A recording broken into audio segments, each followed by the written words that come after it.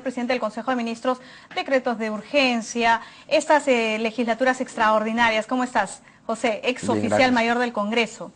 Bien, bien. ¿Qué podemos entender con legislaturas extraordinarias? ¿Qué pasa si cuando el presidente convoca una legislatura nuevamente no hay quórum? ¿Puede darse el caso o no? Puede darse el caso. ¿Qué pasa en ese escenario? No asisten los parlamentarios, no se da el quórum, no hay sesión.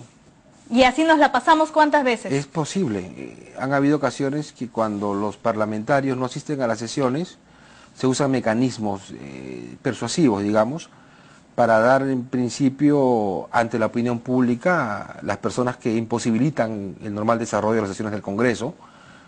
Se pagan avisos publicitarios, se informa a la opinión pública, ellos están sujetos al descuento, de manera que si se convoca una legislatura extraordinaria, que tiene que tener dos características, ¿no?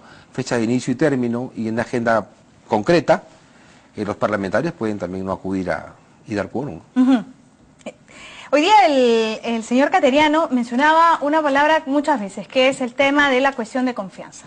¿Cabe la posibilidad que en alguna de estas legislaturas extraordinarias puedan solicitar una cuestión de confianza? No.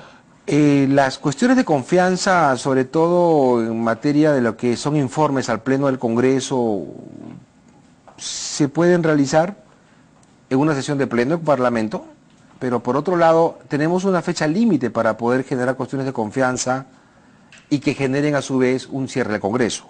Claro, como una medida de presión, por eso te lo preguntaba. Solamente se puede hacer esto hasta el 4º año de gobierno.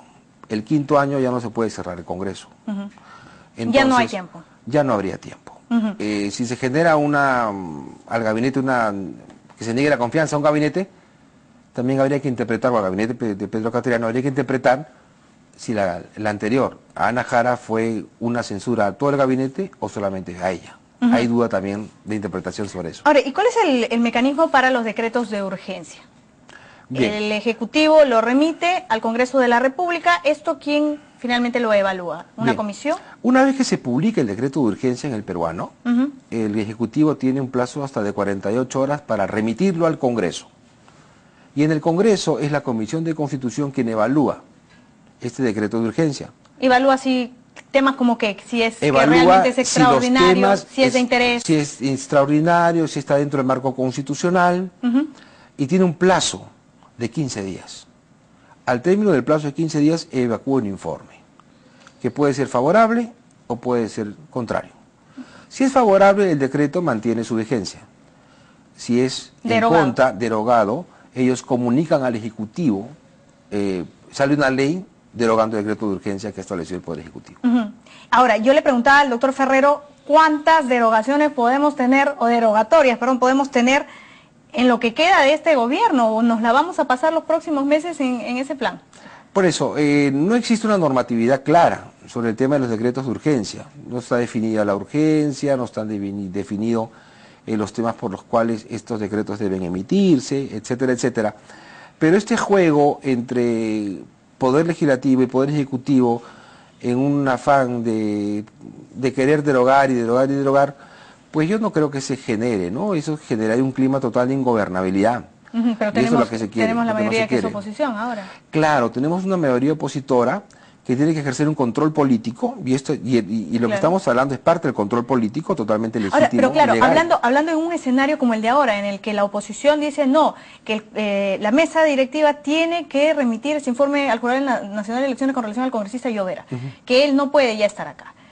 ¿Qué tal si el oficialismo se mantiene en sus 13 de no entregar la cabeza a Llovera, por llamarlo de alguna manera?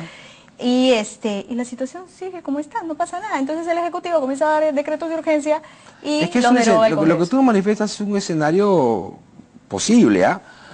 La legislatura termina el lunes. Bien, hoy es viernes, sábado, domingo y lunes. Supongamos que ya el Congreso no convoque una sesión. La legislatura al terminar el lunes, el tema del señor Llovera pasa hasta el mes de agosto. El señor Llovera va a poder votar las elecciones para la mesa directiva del mes de junio. Y durante el mes de julio tenemos decretos de urgencia que se publican y tenemos legislatura convocada por el presidente de la República. De manera que el objetivo político de mantener al señor Llovera dentro del Congreso hasta la elección de la mesa directiva, que es a fines del mes de julio, se mantiene.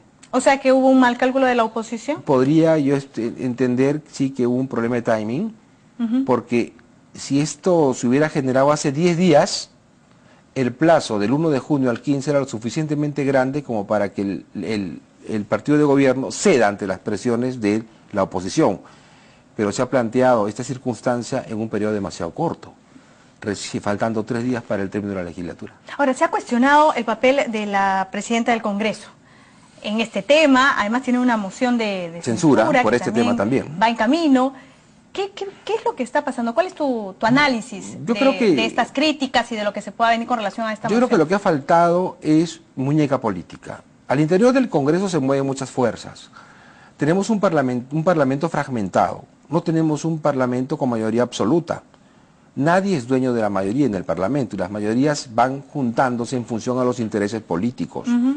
Si la presidenta o su mesa directiva tenía en mente mantener este tema cercano a una elección para mesa directiva, lo que le ha faltado es mayor tipo de negociación, concertación, para no llegar a estos escenarios extremos en los que estamos ahora, donde se ve un enfrentamiento no solamente entre oposición y partido de gobierno, sino ya un enfrentamiento entre el Poder Legislativo y el Poder Ejecutivo. ¿Por qué es tan importante, José, el congresista Llovera?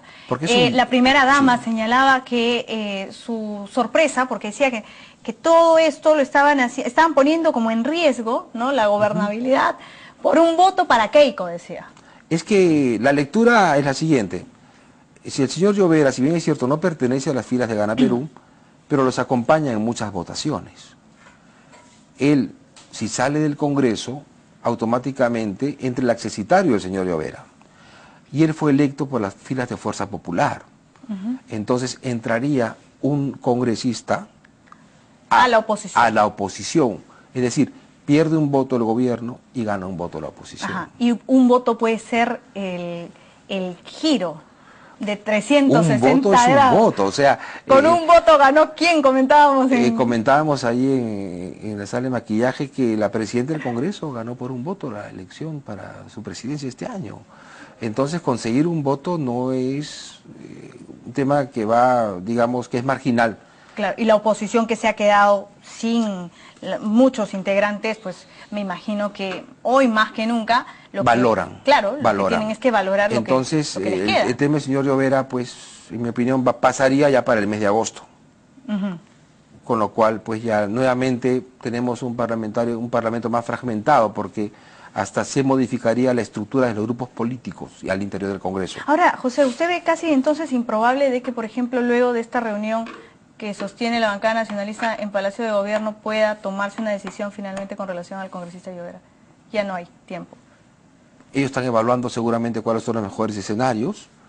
Uno de ellos es el que te acabo de decir: dejar que la legislatura concluya el día lunes, no ver el tema del señor Llovera, convocar a la legislatura extraordinaria por parte del presidente de la República, gobernar en algunos temas mediante decretos de urgencia, de manera de que no habría, creo yo, de repente la posibilidad de retroceder para que el Consejo Directivo pueda reunirse.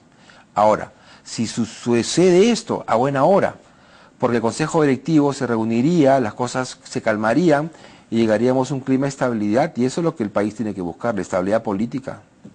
Y mientras todos se preguntan dónde está la presidenta del Congreso a esta hora, ¿usted sabe algo?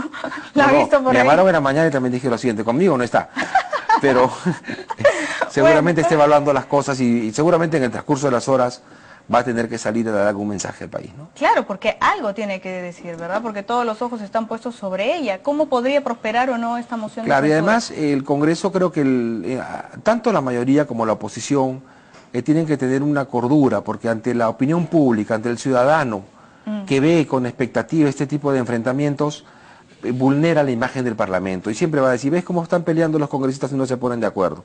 Y ante eso también ellos tienen que tomarlo en cuenta para que llevarse una buena impresión y transmitir buenos mensajes a la población. Vamos a ver qué pasa. Lo cierto es que estamos al término de un gobierno y la cosa se pone color de hormiga, casi llegando a época electoral. José Chevasco, muchísimas gracias. Como siempre. Por la invitación, gracias. Gracias por la visita, un placer. Hacemos una pausa.